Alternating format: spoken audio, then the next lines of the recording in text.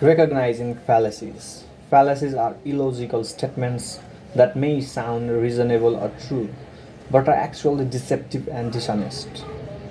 When careful readers detect them, such statements can turn even a sympathetic audience against your position. Here are some of the more common fallacies that you should avoid. Begging the question. Begging the question is a logical fallacy that assumes that a statement is true when it actually requires proof. The tactic asks readers to agree that certain points are self evident when in fact they are not. For an instance, there's a sentence: unfair and short sighted legislation that limits free trade is a threat to the American economy.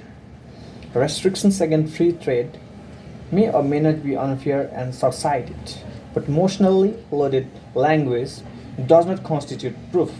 The statement begs the question because it assumes what it should be proving: that legislation that limits free trade is unfair and short sighted.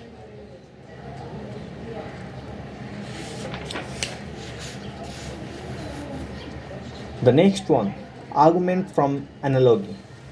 An analogy is a form of comparison that explains something unfamiliar by comparing it to something familiar. Although analogies can help explain abstract or unclear ideas, they do not constitute proof.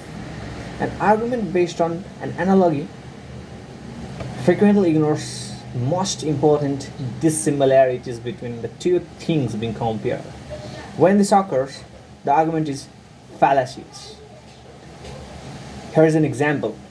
The overcrowded conditions in some parts of our city have forced people together like rats in a cage.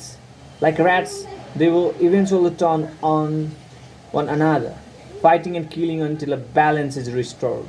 It is therefore necessary that we vote to appropriate funds to build low cost housing.